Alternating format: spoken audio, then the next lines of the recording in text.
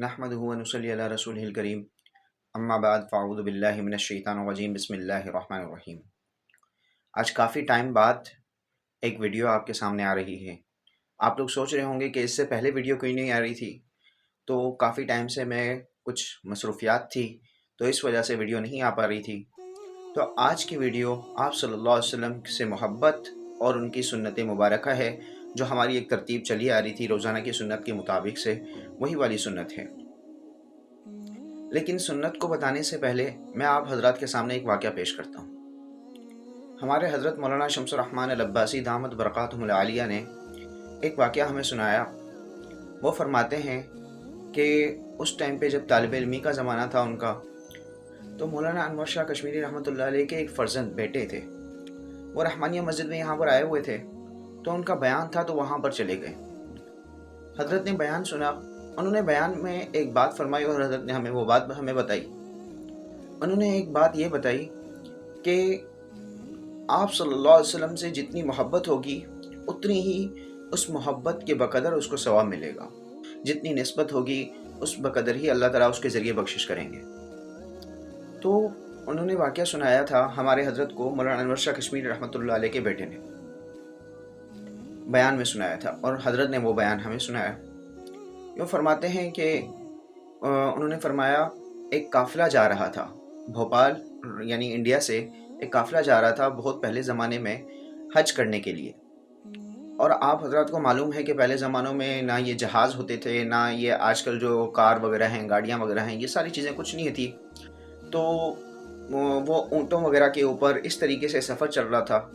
तो काफ़िले होते थे पहले।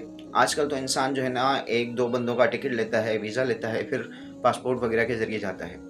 लेकिन पहले ज़माने में ऐसा कुछ भी नहीं था। तो काफ़िले जाते थे, कहीं 100 लोग, कहीं 200 लोग, कहीं 300 लोग, इस तरीके से मिलकर जाते थे कि कहीं रास्ते में मसाइब आ जाएं, ख़तरात आ जाएं, परेशानियां आ जाएं, तो उससे बचने के लिए। तो एक दीवाना था और उसका वालिद था। दीवाने के वालिद ने उस काफ़िले वालों से कहा कि इस मेरे बेटे को ले जाएं। सारे काफ़िले वालों ने एतराज़ किया कि इसको लेके जाएंगे, कहीं कोई मसला ना पेश कर दे, कहीं कोई ऐसी चीज़ ना हो जाए जो हमारे लिए मुसीबत का बायस बने। उन्होंने बहुत ज़्यादा इसरार किया, तो ये लेके चले गए। हज किया। हज के बाद जब मदीने पहुँचे, आप सल्लल्लाहु अलैहि वसल्लम के रोज़े के ऊपर वो दीवाना खड़ा हुआ, क्योंकि पहले इतनी पाबंदियाँ नहीं थी। जितनी देर आप खड़े रहें, जितनी देर आप सलात पढ़ें, कोई पाबंदी नहीं है। जितनी देर आप जो है ना जन्नतुल बकी जाएँ, यहाँ पर जाएँ, ये सारी चीज़ें, कोई पाबंदी नहीं थी वहाँ पर उस टाइम।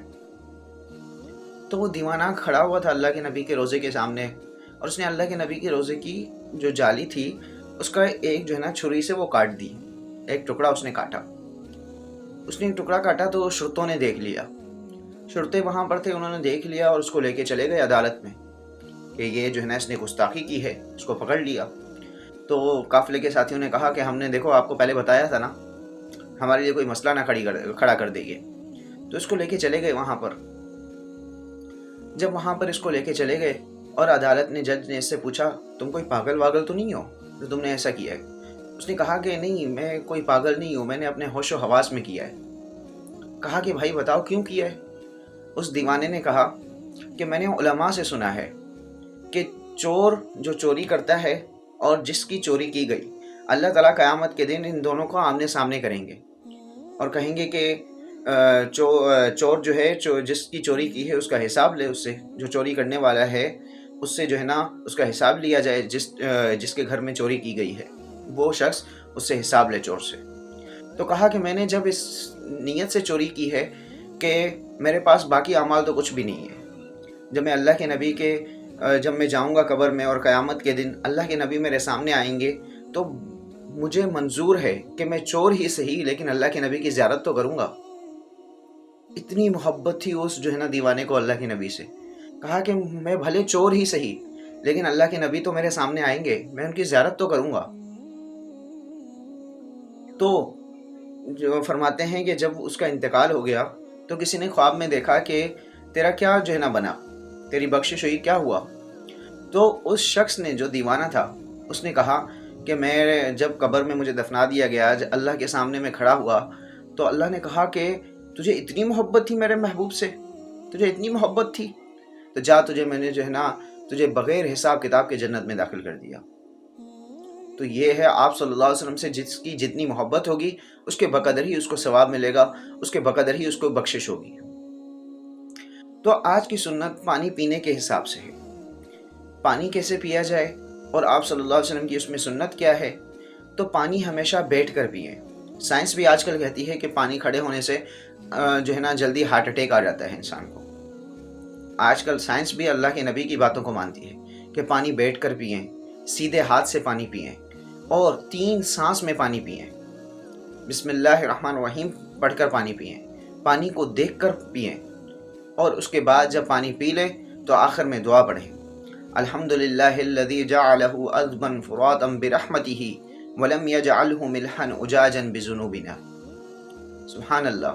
آپ دیکھیں، ہم نے اپنی پیاس بجھائی، ہم نے پانی پیا، لیکن اس کے اوپر بھی اللہ تعالیٰ اجر و ثواب دیں گے۔ کیوں؟ کیونکہ اس میں آپ نے حبیب صلی اللہ علیہ وسلم کا طریقہ اختیار کیا ہے آپ نے۔ تو آپ صلی اللہ علیہ وسلم کی سنت مبارکہ آپ کہیں پر بھی ہوں، جہاں بھی ہوں، اپنی 24 گھنٹے کی زندگی میں آپ صلی اللہ علیہ وسلم کی سنتوں کو زندہ کریں گے، آپ صلی اللہ علیہ وسلم سے محبت رکھیں گے تو اللہ تعالیٰ اس کے بقدر ہی ہمیں ثواب دیں گے۔ تو اللہ تعالیٰ ہم سب کو عمل کرنے کی توفیق عطا فرمائے، اور انشاءاللہ ملیں گے اگلی ویڈیو میں۔ اب انشاءاللہ روزانہ آپ کو مستقل روزانہ کے طور پر ایک ویڈیو ملے گی انشاءاللہ۔ جزاک اللہ خیرہ۔ السلام علیکم۔